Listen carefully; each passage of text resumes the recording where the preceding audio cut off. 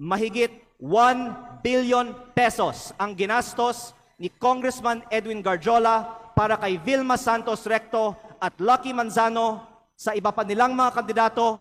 Ito ba ay pagkakaibigan lang o may ginagawa ba si Ralph Recto as Cabinet Secretary of the Republic of the Philippines para makapaggastos ng ganito si Garjola? Walang katotohanan ang mga alegasyon ni Congressman Leviste na mayroon silang may mga maanumalyang transaksyon. Fake news po yan, Mr. Speaker. Lahat tayo dito sa plenaryo ngayon ay may kaalaman na talamak ang vote buying at umaabot sa daan-daang milyon on average. Has engaged in vote buying. So I was telling him, can you please withdraw that particular portion because we find it offensive. Paano po bang ginastos mo sa eleksyon mo? Naka-post sa Facebook yung mga ipinamimigay ko kasi yan ay hindi kapalit ng boto.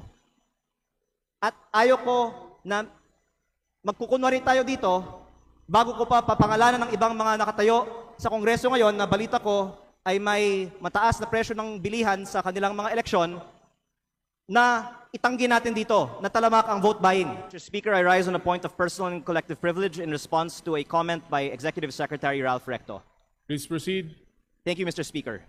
I rise on a point of personal and collective privilege matapos ako tawagin ni Executive Ralph Recto na baliw. Kung baliw man ako, at least hindi ako magnanakaw. Tila affected si Recto sa mga post ko tungkol sa kanya at si Congressman Edwin Garjola. At mabuti kung magpaliwanag na lang siya tungkol dito. May kinakalat din siya sa social media na ako daw ay may utang sa DOE na 24 billion pesos. Ito po ay walang basihan at inimbento lamang upang tangkang pahinain ang mga binabunyag ko tungkol sa korupsyon sa ating gobyerno. At mas marami pa ang aking sasabihin sa ibang pagkakataon. Nagsimula lang itong mga atake sa akin nang sinimulan kong imbestigahan ang DPWH sa Batangas at ang mga kumpanyang konektado kay Congressman Edwin Garjola at naging Executive Secretary si Ralph Recto. Marami rin ang nagsabi na ang pagbunyag ko nito ay hindi aking kapaki-pakinabang. Ngunit hindi ito para sa sarili ko, ito ay bahagi ng aking tungkulin bilang mangbabatas at kinatawan ng unang distrito ng Batangas.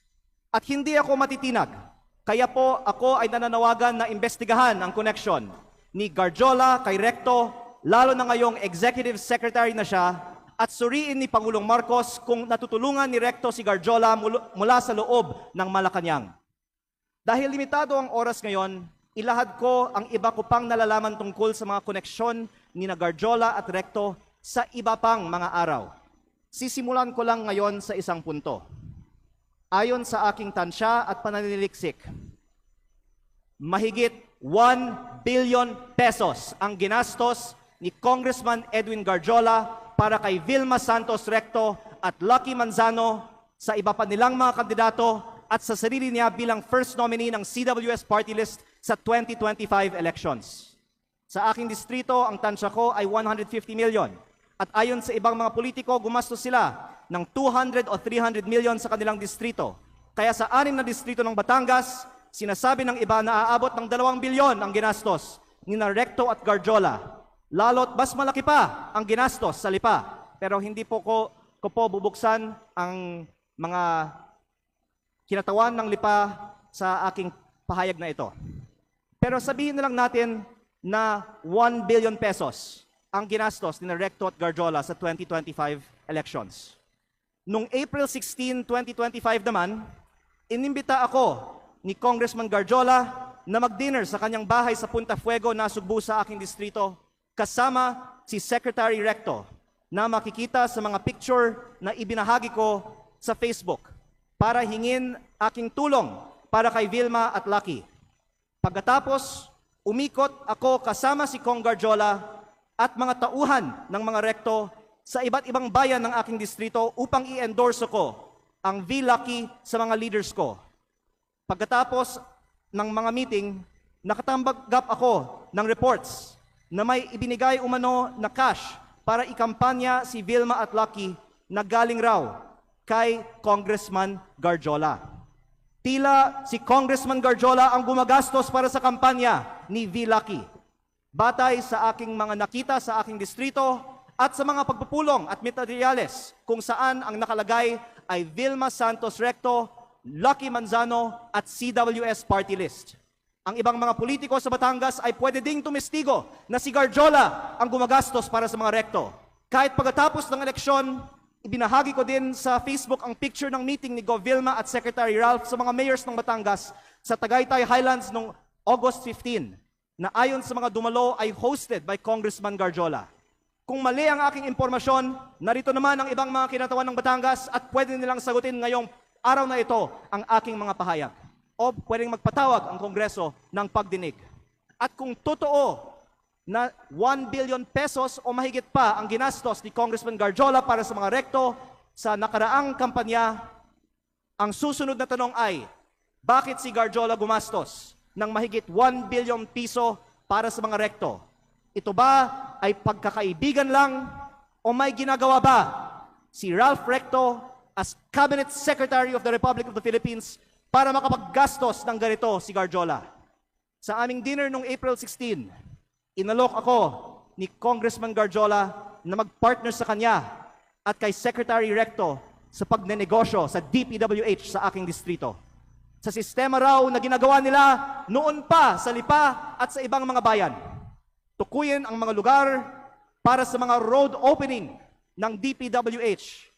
Sabihan ko daw sila pag meron akong mga nakita para makasama sila sa bilihan ng lupa.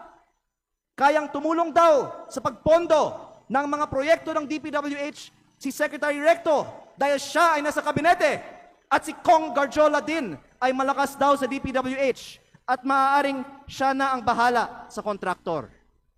Sa ibang pagkakataon, ipinagmamalaki din sa akin mismo ni Secretary Recto na bago niya pinopondohan sa DPWH ang mga bypass roads sa Lipa, kinokondisyon pa niya sa mga may-ari ng lupang dadaanan na magbigay sa kanya ng parte ng lupa sa mababang presyo. At iba't ibang mga tao ay nagkwento din sa akin na gawain ni Recto ito. Kung lehitimo man ito, mabuti at maging transparent si Secretary Recto sa kanyang yaman. At kung ang ginagastos ni Cong Garjola para sa kampanya nila ay may kaugnayan sa pagiging kontraktor ni Garjola sa Batangas.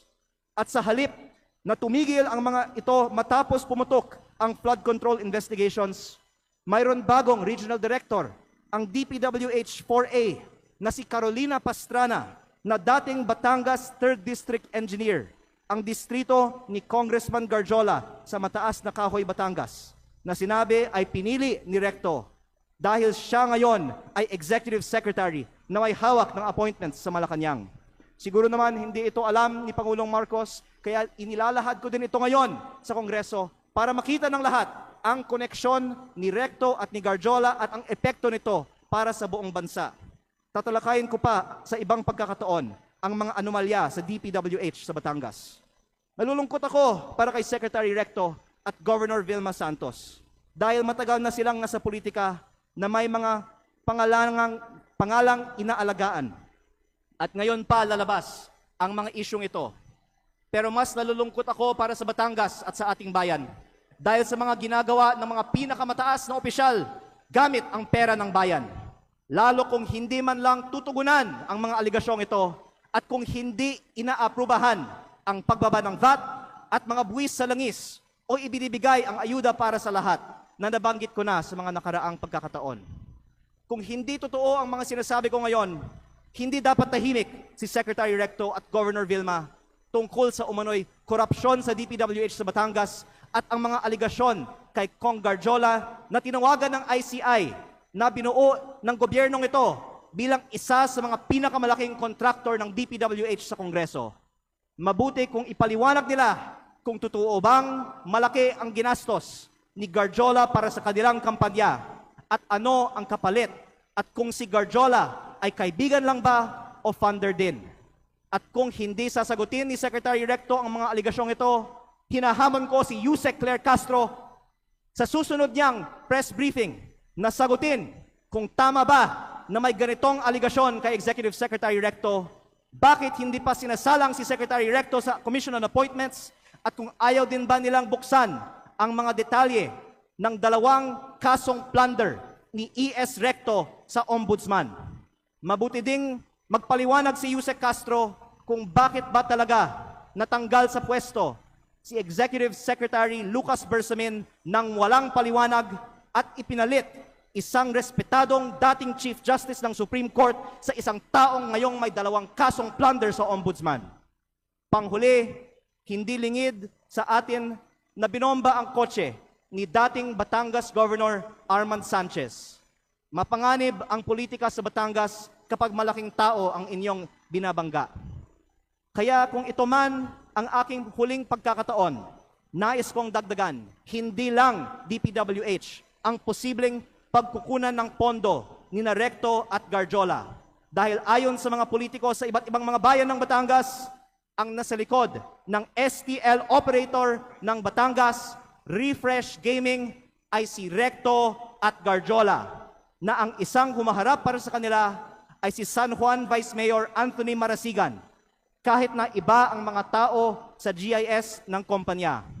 Habang nasa kabinete ng Republika ng Pilipinas si Secretary Recto, mayroon bukis o second table ang Refresh sa kanyang sariling lalawigan. Kaya nananawagan din ako sa Kongreso na imbestigahan ang operations ng Refresh Gaming Corporation sa Batangas. Ang mga politiko sa Batangas ay maaaring tumestigo na dahil si Governor Vilma Santos ay nasa Kapitolyo, si Executive Secretary Ralph Recto sa Malacanang, at suportado sila ni Congressman Garjola, kompleto ang makinarya para gawing negosyo ang Batangas. Kaya baka hindi lang 1 bilyon ang nagastos na ni Garjola para sa mga Recto. Maraming salamat po. Majority Leader.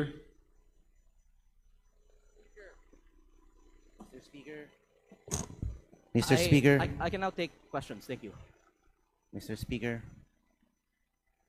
Majority Leader. Mr. Speaker, we'd like to recognize the representative of Lipa, Congressman Ryan Recto. The Honorable Ryan Recto is now recognized. Please proceed. Good afternoon, everyone. No questions to be asked on my end. Mr. Speaker, I would just like to make a manifestation to set the record straight regarding the issues raised by my fellow representative from Batangas on the alleged issues that were narrated. First, while this representation recognizes the importance of legislative oversight, I believe that it is equally important that information shared in this plenary is accurately based on facts, not assumptions, not insinuations, and certainly not on incomplete information. Hindi po dapat ginagamit ang plenaryong ito upang lahat na mga haka-haka o paratang na walang sapat na basehan. On the alleged ties between Congressman Edwin Gadiola and Executive Secretary Ralph Recto, their association is purely professional, as Congressman Gadiola is also a member of the House of Representatives and a fellow Batangueño. There are no personal interests involved, but only a shared commitment to fulfill their duties to their constituents. Walang katotohanan ang mga alegasyon ni Congressman Leviste na mayroon silang may mga maanumalyang transaksyon. Fake news po yan, Mr. Speaker. This representation is not privy to the motives of my colleague from the 1st District of Batangas, but let it be known, hindi po tayo basta-basta nagpapadala sa mga inimbentong issue dahil alam po natin kung ano ang katotohanan dito. In fact, I will not stand idly by and let these so-called facts be presented as truth. Let it be a reminder that Executive Secretary Ralph Recto has served as congressman and senator for decades, representing not only Batangas, but also the broader interests of the Filipino. And same goes for Governor Vilma Santos Recto. Mr. Speaker, and to all my colleagues here and to the general public, let us just focus on the facts and let us uphold the process. And most of all, let us keep our focus on our constituents and serve them with integrity. And on the subject of VAT, pagdebatehan po natin yan dito sa Kongreso. It is not the job of the executive, but our job as legislators, and we're always open for that. Thank you, Mr. Speaker. Mr. Speaker, may I respond? Majority Leader. Mr. Speaker, may I respond? Mr. Speaker, I'd like to recognize the Congressman for the 1st District of Batangas, Thank you. Congressman Leandro Please Leviste. respond. Unang-una po, ako po ay nagpapasalamat kay Congressman Recto na gusto niyang talakayin ito ng mas mahaba siguro sa Kongreso. Kaya sana magkasundo-sundo na lang tayo na magkaroon ng pagdinig sa Kongreso. Ipatawag natin ang iba nating mga kapwa Batanggenyo at sila ang pwedeng tumestigo tungkol sa mga kaugnayan ni na Secretary Recto at Congressman Garjola para hindi he said, she said at maglabas na ng mga resibo.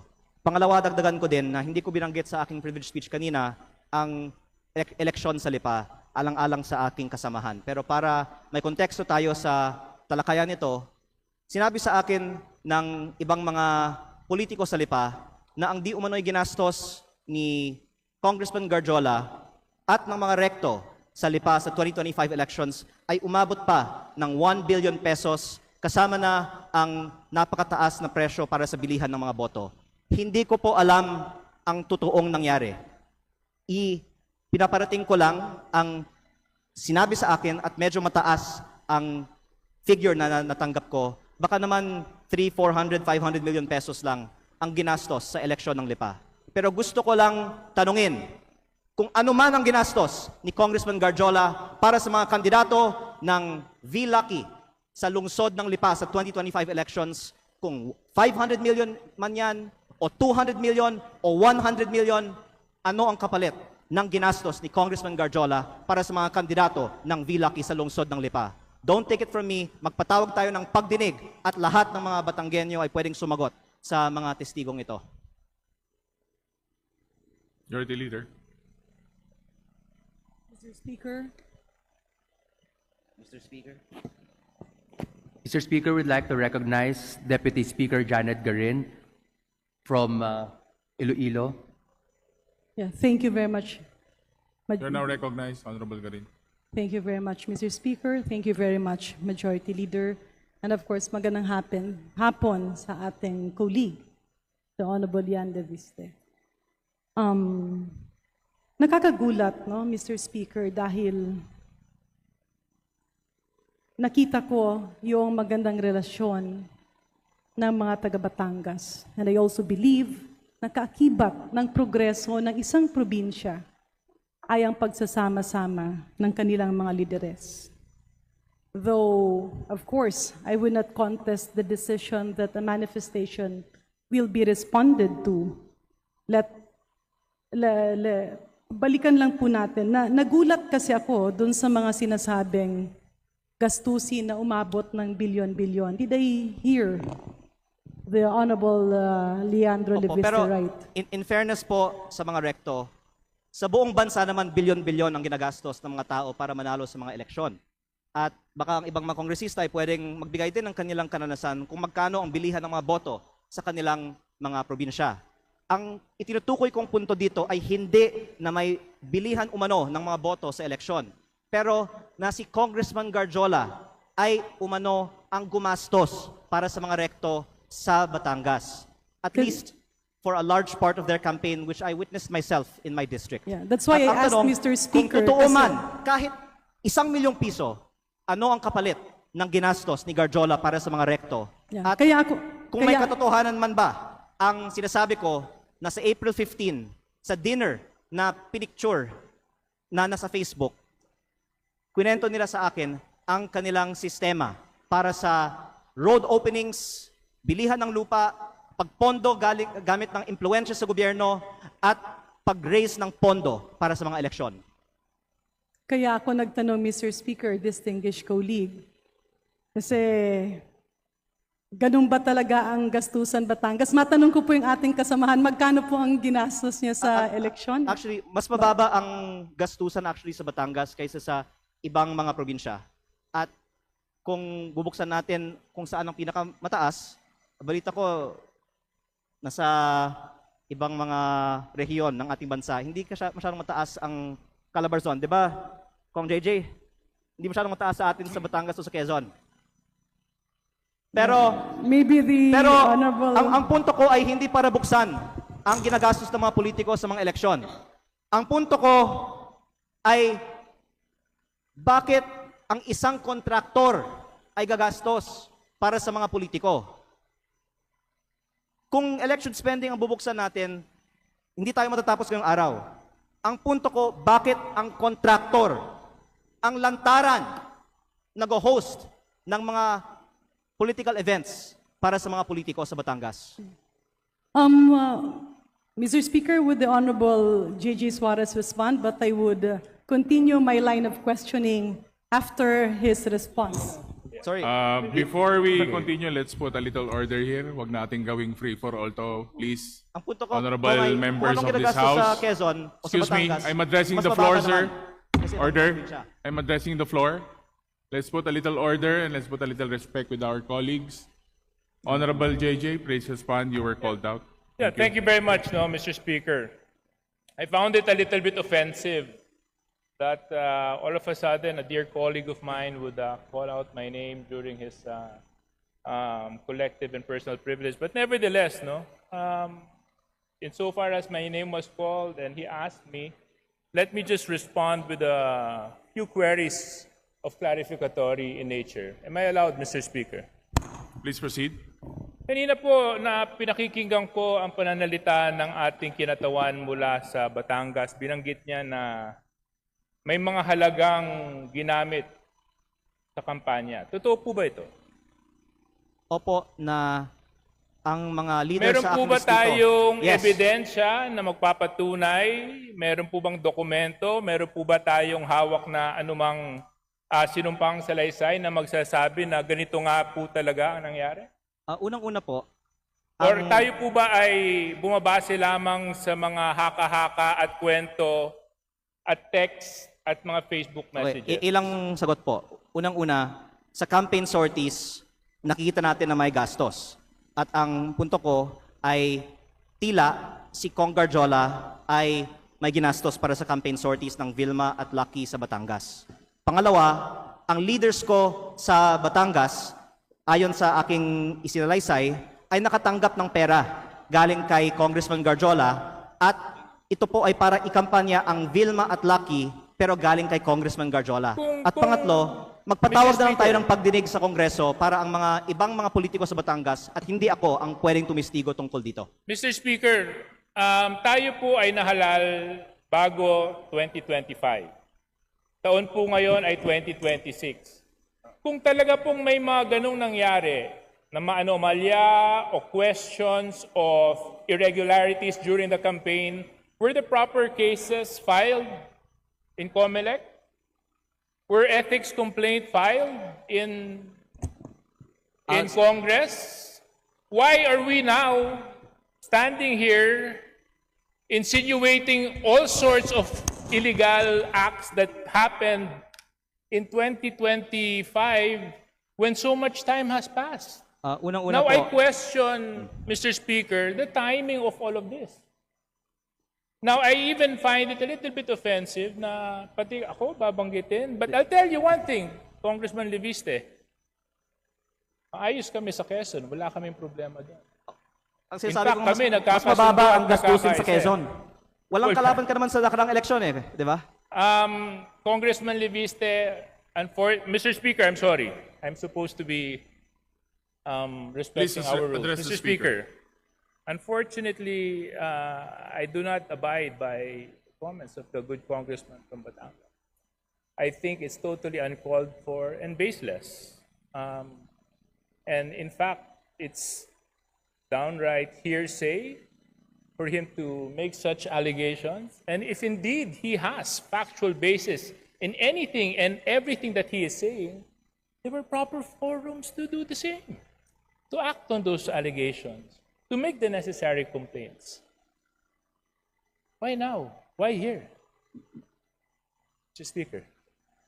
First of all, I would like to manifest that I appreciate the help that Deputy Speaker Suarez has extended to me in my first term as a advisor and mentor. And I did not mean any disrespect earlier by mentioning that.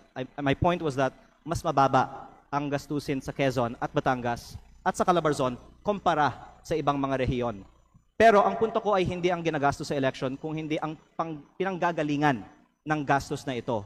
Lalo na kapag lantaran ang kontraktor ay nasa campaign sortie at ako nga ay may personal na karanasan na si Garjola ay gumagastos para sa kampanya ni Vilma at Lucky. Mr. But in Speaker, terms of your question, why now? I would like to say that my focus has been on transparency and accountability on corruption in the DPWH and the flood control investigations. Kasi hindi sapat na i-disqualify natin ang mga ang mga kandidato na may vote buying sa mga eleksyon. Dapat kasuhan para sa pagnanakaw ang mga politiko kapag sila ay nahalal na. Kaya yun ang inuna ko, yung pananagutan sa korupsyon sa DPWH. Pero kung pwede ko pong banggitin din, ako po ay hindi sinungaling. Ayokong bulahin ng taong bayan. Lahat tayo dito sa plenaryo ngayon ay may kaalaman na talamak ang vote buying at umaabot sa daan-daang milyon on average at minsan bilyon-bilyon ang mga kampanya ng mga kandidato sa Pilipinas. Kaya kung sino man dito ang magtatayo at nagsasabi na kasinungalingan ang sinasabi ko na umaabot sa daan-daang milyon, at the very least ang ginagastos ng ibang mga kandidato na nandito sa plenaryo ng Kongreso ngayon, hindi ako mahihiya na magsabi na sila ang sinungaling at ako ay nagsasabi ng totoo. Pero hindi ko balak buksan ng itong issue ngayon. Ang binubuksang issue ko ngayon ay bakit ang kontraktor ang lantarang gumagastos para sa kandidato, meron bang kapalit ang ginastos ng kontraktor na ito? Mr. Speaker. Deputy just- Speaker yeah. Suarez, please One- respond and we will wrap Yeah. up because One the 10 question minutes lang. has already expired. Please take note, Majority Leader. My colleague from my neighboring province of Batangas was right when he said that mag-iba siguro yung probinsya namin. Gusto ko lang malaman dahil sinabi niya mas mataas ang gastusan. Magkano po bang ginastos mo sa election mo? Actually, nasa Facebook po, namimigay ako ng libreng school supplies, ng libreng bigas pag may kalamidad, ng Christmas package, lahat po yan, personal ko pong gastos pag walang eleksyon. Magkano po? Nasa Facebook po, lahat ng ginastos ko at inanunsyo ko naman na ako po ay nag-donate sa aking foundation ng 6 billion pesos para sa mga estudyante at mga typhoon victims. Di, para Ako lang po maintindihan ko, Mr. Speaker, kasi, di ba, sabi... Ako po ay hindi Magkano ba sisinungaling. nagastos nyo? Dahil sinabi ko nga, sinagot ko na, ako ay may foundation na nag-donate ng... Ako ay may... So yung foundation niyo yung gumastos sa kampanya ninyo na 6 na bilyon? Tama po ba yun? Hindi po. Ang sinasabi ko, ako ay may foundation na nagbibigay ng school supplies at bigas at relief So yung goods. foundation po niyon ay yun ang nagamit na Hindi yan ang paraan ginastos ko sa kampanya. Kasi patuloy akong namimigay pa ng tulong after the sa aking campaign. distrito. Opo. Pero kaya ako po binubuksan ito ngayon kasi wala akong itinatago. Naka-post sa Facebook yung mga ipinamimigay ko kasi yan ay hindi kapalit ng boto.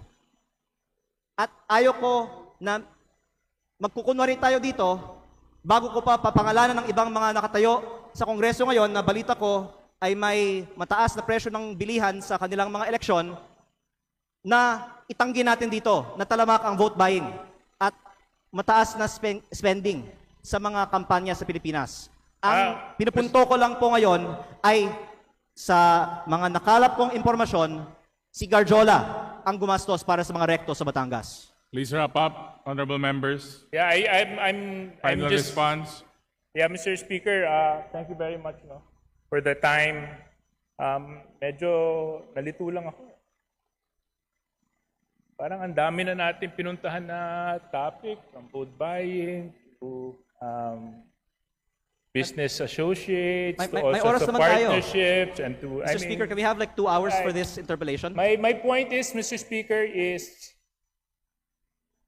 there was a proper venue, there was a proper opportunity to take the legal recourse to address whatever concerns and allegations the good congressman.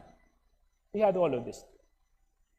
And I hope that we avoid grandstanding and taking opportunity of the podium and the bright lights of Congress to set aside our political interests and use the proper forum so that in such a way we can live by the rule of law and abide by the rules of Congress. Thank you very much, Mr. Speaker. Majority Leader. Mr. Speaker, would may like to I recognize continue my Congressman time? Terry Don of Bicol Sarok. Yeah. Before Mr. we Speaker, point of order. I finish believe this, I'm still since the time is interpolating. expired, the Honorable Ridon is given a few minutes.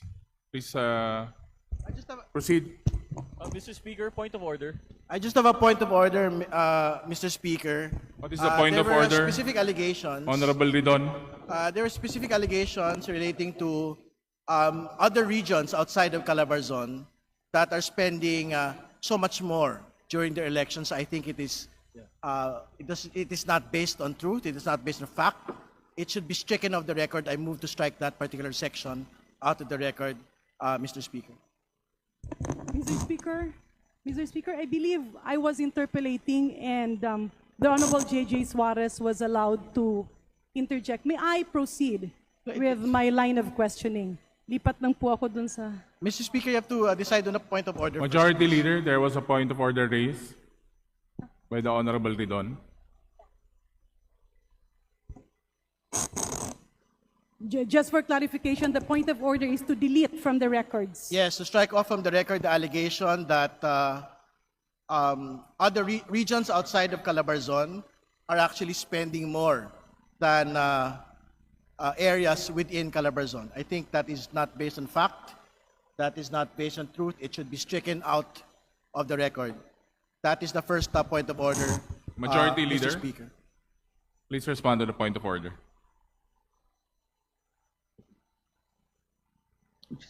Move to strike out, Mr. Speaker. Mr. Speaker, I move to strike out the comments made earlier. Is by there any Honorable objection to the Leviste. motion? Chair here stands said motion is carried. Second point of order, Mr. Speaker. The speech by the good congressman from Batangas doesn't appear to be a speech relating to personal and collective privilege. It has branched out to matters that are outside of it. So I think even this particular speech in its entirety should be stricken off the record, Mr. Speaker. Majority Leader, there's another point of order. Out the Mr. Speaker, I object. There was a motion, duly objected. Sorry, I object. I Mr. think there were Speaker. a lot of nays as well. Can we have a roll call vote? May I appeal to the Honorable Terry Ridon that this motion be instead amended to a motion to delete the statements made by the Honorable Leviste attributing to statements not being backed up by evidence. Specifically, the statements alleging that the campaign of Governor Recto Mr. Speaker. and other members of Mr. the Speaker. party were financed by another party list congressman, and all other allegations that cannot be backed up by documents and evidence. Mr. Speaker. Is there any objection? Mr. Speaker, may I give a response before a vote is made Is on there that? any objection? I There was object. a motion. I Is there object. any objection? I object. The chair hears I none. object. I object. Speaker. Objection. Let's Because put it Congressman into a vote. Garjola gave money to All leaders of my those in district favor for of Bilma and the Lucky. motion of the Honorable Garin, please say aye. Politicians, Batangas can testify. Aye! All those against? Objection. Motion is now carried. Honorable Majority Leader. May I proceed with my interpellation, Mr. Speaker? Objection, Mr. Speaker. Majority Leader. Majority Leader. Privilege speech po yan. Bakit kailangan i-attach yung ebidensya agad? Seryoso. Sa atin, of course, kagalang-galang na kulig. Sana hindi mo masamain yung motion. Mr. Speaker, just to clarify, hindi ko po kinukontra. In fact, I'm a very good friend of the Honorable Leviste.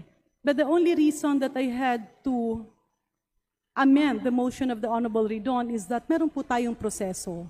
And it's for the best interest of the Honorable Leviste to file a case, produce the evidence, rather than taking the rostrum and making allegations that cannot be documented. Pero ibalik po natin.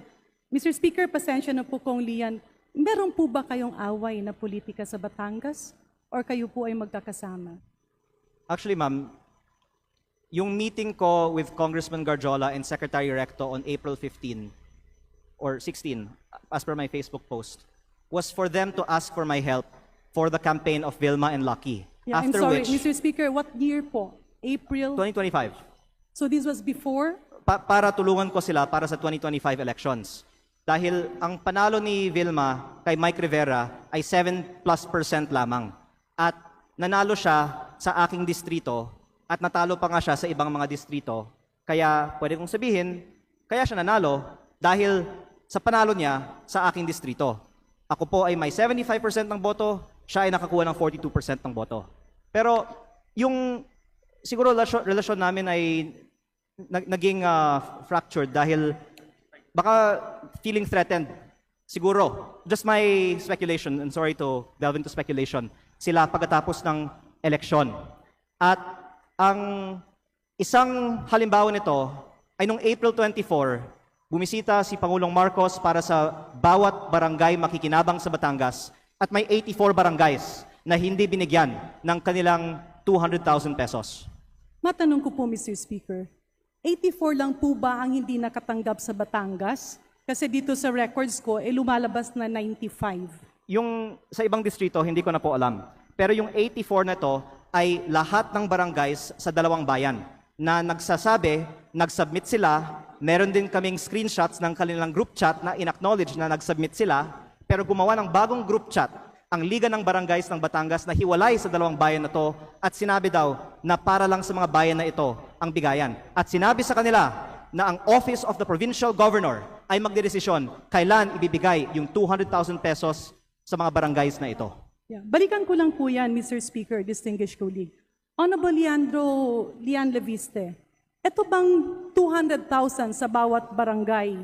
Ang sinasabi mo ba ay merong piling barangay at hindi lahat ang binibigyan? 110% base sa mga inilabas na naming ebidensya at mabuti kung magpatawag ng pagdinig ang Kongreso para hindi lang he said, she said, para magkaalaman na tayo kung anong totoo. Kasi Mr. Speaker, distinguished colleague, ako po ay tubong Leyte.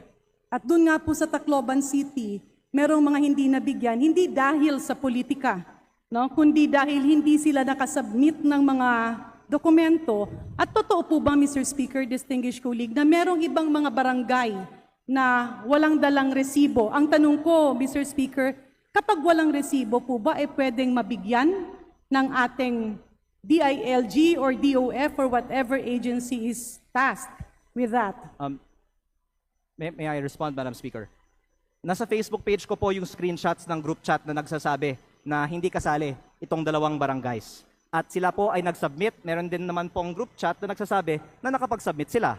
Kaya base po sa matibay na ebidensya at ayon sa kanilang testimonya, sinabi sa kanila ng Office of the Provincial Governor na hindi talaga sila kasama. Kaya para you don't just take it from me, magpatawag na lang ng pagdinig ang Kongreso tungkol sa bagay na ito.